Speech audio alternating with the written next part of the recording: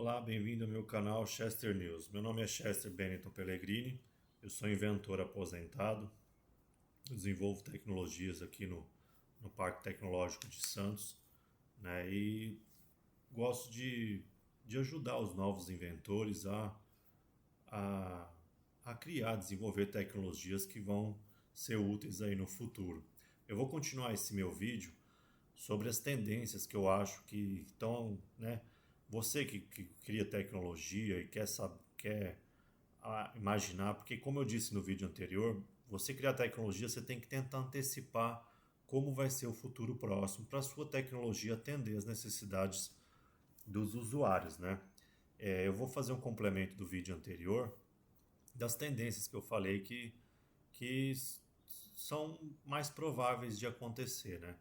Como eu disse no vídeo anterior, é uma aposta, mas não é uma aposta no sentido assim, por exemplo, um jogo de futebol. Quem conhece futebol, conhece os jogadores, quando aposta num jogo de futebol, numa bet, é uma aposta mais fundamentada. Porque quando você conhece as variáveis de uma certa área, seja o mercado financeiro, o mercado de tecnologia, você fica mais atento às mudanças e é mais natural para você fazer, desenvolver, desenhar, desenvolver uma tecnologia mais alinhada com as tendências. Só que qualquer área que você tá, Fórmula 1, esportes, tecnologia, moda, as tendências elas podem crescer ou não. Então é uma aposta, mas é uma aposta que geralmente você tem que fazer se você faz tentando ter sucesso, tá no topo, porque o topo, né, a vitória, ela é muito almejada na sociedade, mas para uma empresa, uma pessoa, alguém ficar no topo é muito difícil. Igual que eu estava falando de investimentos no vídeo passado. Dá para ganhar dinheiro no mercado financeiro, dá, se você tiver muito atualizado. Os mais jovens, né, têm dificuldade de entender. Quando eu era mais jovem, um sargento que serviu o exército falou isso. Ele falou: a gente é mais velho, a gente não é melhor que vocês, a gente não está dizendo que vocês não sabem o que fazer. É que quando você tem mais experiência de vida, você está mais tempo vivo. Então você já viu mais coisas acontecerem. Não é que os mais velhos são melhores que os jovens, é que a gente já tem uma experiência e às vezes, agora com 44 anos, eu vejo que você só consegue ter experiência fazendo muita coisa. Por exemplo, como é que você ganha experiência criando tecnologia? Fazendo várias tecnologias. Como é que você ganha experiência em qualquer coisa? Sei lá, tocar piano, correr, apostar corrida, apostar em jogo de futebol. Você só ganha experiência em qualquer coisa, jogando um game, jogando Counter-Strike, fazendo aquilo muitas vezes, repetidas vezes. Então, você só fica bom numa coisa. Quando eu era jovem também, eu era muito ambicioso. Ambicioso não no sentido financeiro, de poder, também, né? Eu tinha a ambição de ser rico, essas questões, mas a ambição ela tem que ser intelectual, de você buscar excelência, porque nem sempre você vai vencer. Às vezes você vence e não leva a nada.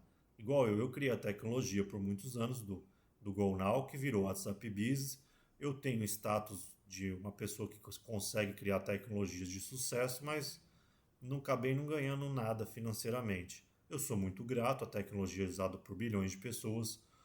Poucas pessoas têm várias tecnologias que são usadas por milhares de pessoas. Eu consegui com três tecnologias: o Linkcode, que é o pagamento código de barra, o Pix, eu fui um dos que ajudei, não que eu criei o Pix, eu mandei uma tecnologia chamada Bitmoney, que eu criei em 2017, na época do Bolsonaro, que depois que o Bolsonaro, em 2019, eu mandei, o Banco Central pediu sugestões de inventores, startup, para fazer uma moeda digital, e eu enviei essa tecnologia, ajudou a sociedade. É gratificante para você, como inventor, ver. Então, toda vez que eu vejo o Pix funcionando, eu fico feliz porque eu sei que eu contribuí de alguma forma. Quem fez o Pix é uma equipe do Banco Central, queria deixar claro, mas eu fui um dos que contribuí. Várias startups, inventores contribuíram para o Pix, não foi só eu, é um trabalho coletivo do Brasil. Enfim, eu vou falar, se eu fosse criar tecnologia atualmente, na verdade eu sou um inventor aposentado, mas não posso prometer que se eu tiver uma boa ideia que eu não vou fazer. Então, eu sou aposentado, mas se aparecer alguma ideia boa, algum insight, eu continuo fazendo tecnologia, mas oficialmente eu sou aposentado. Bom, eu vou falar as tendências que vão nortear as tecnologias para o futuro. São três coisas que eu acho que são mega tendências que já vêm há 20 anos, mais ou menos, no começo da internet, e que vão se aprofundar. Com o surgimento da IA, eu acho que vai ter o que eu chamo de hiperpersonalização de IA. Eu explico. O que eu acho que é isso? Por exemplo, existem aplicativos de IA para quase tudo atualmente. Eu acho que no futuro isso vai se aprofundar. Parece óbvio, mas por exemplo, tem um aplicativo, por exemplo, de criar músicas com IA, o Suno. Eu, por exemplo, criei músicas que eu gostei de ouvir para eu mesmo.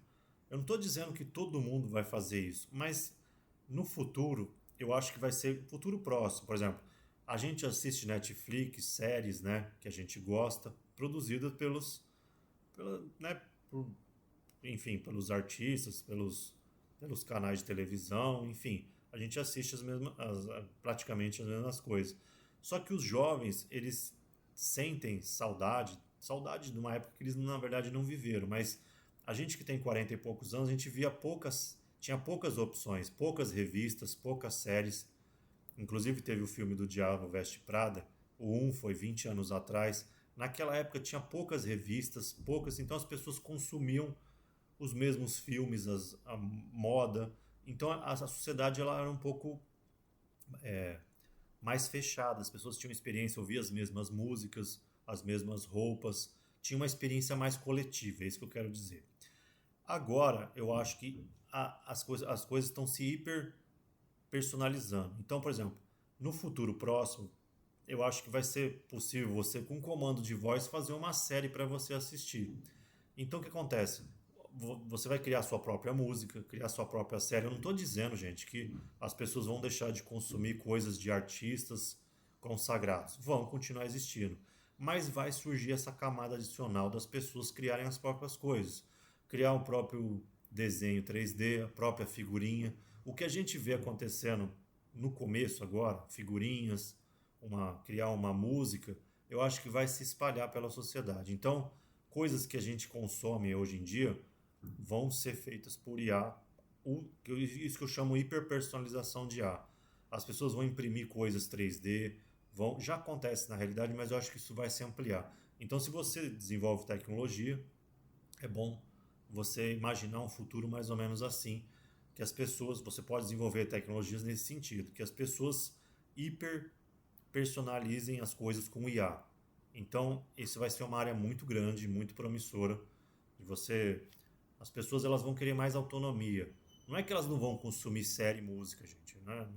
Não é assim. É que vai surgir uma camada adicional. Algumas pessoas vão consumir as coisas que elas mesmas criam. Vamos poder chamar isso de um neo-artesanato, neo-artesão, vamos dizer assim. A IA vai transformar todo mundo em produtor de conteúdo, de coisas, assim, né? Eu acho que isso vai ser. Então, por exemplo, você pode fazer um serviço exclusivo no futuro para as pessoas. Eu acho que isso é uma tendência muito grande, né? Outra coisa que eu acho que está acontecendo, que já é uma tendência antiga e que vai se, se cristalizar, é o que eu chamo de hiperfragmentação social. Igual que eu acabei de explicar no Diabo Veste Pradas, no passado a sociedade era mais hierárquica. Tinha poucos meios de comunicação, as pessoas consumiam as mesmas coisas. Com o avanço da IA, da internet, que já está acontecendo desde os anos 2000 e vai se aprofundar nos próximos 10, 20 anos, é o que? Com essa que eu falei, hiperpersonalização de IA, as pessoas não vão meio que mais se entender. Porque as referências das pessoas, hoje a gente ainda vê séries, alguns mais antigos vê novelas, então tem uma experiência compartilhada. Só que no futuro, eu acho que vai ter uma hiperfragmentação social, ou seja, as pessoas vão consumir coisas que elas mesmas criam, que vai ter uma abundância muito grande de opções. Então vai ser difícil vai ser cada vez mais raro você encontrar uma pessoa, por exemplo, que gosta das mesmas coisas que você, vê as mesmas músicas, a mesma série. Eu estou dando exemplo de música, gente, mas eu estou falando de uma tendência tecnológica. As pessoas, por exemplo, usam o Uber, iFood, os mesmos aplicativos. O que eu estou dizendo é que pode, no futuro, pela facilidade da IA, surgirem muitos aplicativos, muitas coisas, muitas séries, muitas músicas. Então, a opção vai ficar ainda cada vez maior. Isso vai gerar, na minha opinião, como consequência, uma hiperfragmentação social. Ou seja, já está acontecendo isso de as pessoas, né, se subdividirem em vários gostos, ideologias. Isso é uma tendência social muito forte que eu acho que no futuro vai aumentar ainda mais. Então vai ficar mais difícil alcançar, por exemplo, o consumidor. Você, se você tiver os dados, né, as big techs vão ter esses dados de quais são as preferências individuais específicas, ultra específicas de cada usuário. Então eu acho que assim, o que isso quer dizer? Se você desenvolve tecnologia, você tem que ter acesso a essa ultra especialização que as big techs têm, ou criar uma tecnologia que tenha acesso a esses gostos ultra fragmentados dos usuários. Então vai ficar mais difícil você, por exemplo, o marketing, né? Os, os, os anúncios atuais são cada vez mais hiperpersonalizados também. Você tenta atingir aquele alvo específico, aquela persona que você quer. Então eu acho que isso vai aumentar ainda mais a complexidade no futuro. Por exemplo, vou dar um exemplo. A minha ex-esposa, né, que a gente mora junto, a gente continua amigo depois de separar, a gente mora junto na mesma casa, ela gosta muito de séries. A gente mantém amizade, ela gosta de série coreana, K-pop, né? E, por exemplo, a gente viu uma série que chama Amor e Batatas. É muito engraçada essa série, né, de uma moça que é uma moça que se apaixona pelo chefe, só que o chefe está vindo para fazer uma reestruturação na empresa dela, que é um laboratório de batatas na Coreia, e eles têm a trama lá. Enfim, tem umas batatas. A menina é viciada um objeto de pesquisa dela, que é batata, né? E aí a minha esposa adorou essa série na época e queria uma batata de pelúcia daquela série. Então foi difícil eu achar aquela batata. E quando eu dei de presente para ela, ela justamente o que ela queria. Como se eu tivesse adivinhado. Eu falei, eu trouxe um presente para você. Ela me olhou com uma cara de ódio e falou assim: tomara que seja o que eu estou pensando, que você vai me dar de presente. E eu acertei. Era a batata da série que ela queria. Eu consegui achar na internet a batata da série que ela queria, de pelúcia. Enfim, vai ser assim no futuro. As pessoas vão se vai querer fazer a própria série, vai querer presentes exclusivos. Então as coisas vai ficar cada vez mais difícil agradar as pessoas no futuro. Isso vale para a tecnologia também. A sua tecnologia, a arquitetura da sua tecnologia tem que prever a hiperpersonalização, ou você corre o risco de não agradar o usuário aí, não ter uma experiência boa para o usuário, porque as pessoas estão acostumadas, por exemplo, a IA do Netflix, ela é muito boa, ela sugere títulos geralmente muito que é o agrado das pessoas, né? Eu não sei tecnicamente como que é a IA do Netflix, mas eu sei que é eu já estudei algumas coisas, pesquisei, é uma das mais avançadas, porque os gostos das pessoas variam, né? Muito. Então o Netflix ele sugere coisas baseado no padrão que você já o YouTube é assim, várias redes sociais. Não estou falando nenhuma novidade, mas o que eu quero dizer é que no futuro, para você agradar o consumidor, o usuário de tecnologia, você vai ter que ter essas ferramentas. Estou dizendo que você vai ter que desenvolver uma IA tão avançada como a do Netflix. Você talvez nem tenha tempo, nem recurso, nem investidor para fazer isso, mas isso vai ser uma tendência muito grande no futuro. E é isso.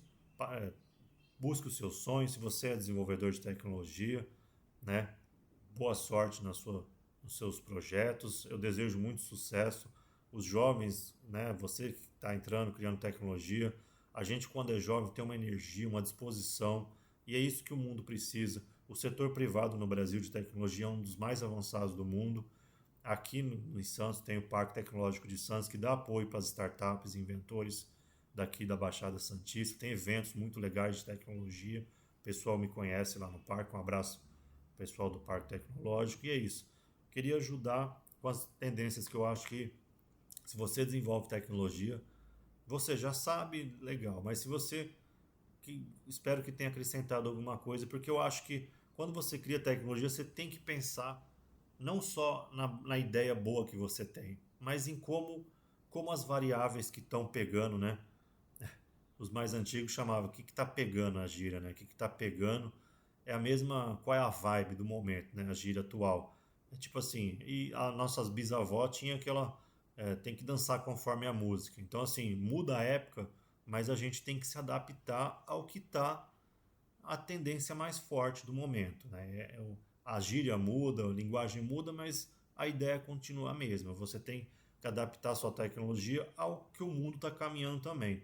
Não adianta nada você gastar tempo, recurso, sua disposição, porque as startups, tecnologia é um sonho, né? Muitos jovens admiram tecnologia, só que você não vai gastar tempo, dinheiro, recursos dos investidores fazendo algo com uma chance de sucesso mínima. Hoje o investimento de startup está mais selecionado, não é qualquer PowerPoint que você consegue arrecadar recursos, né? Então já está mais maduro o setor de tecnologia, não é igual antes, assim, que qualquer coisa surpreendia os investidores. Então é bom você fazer uma coisa já com bastante fundamento.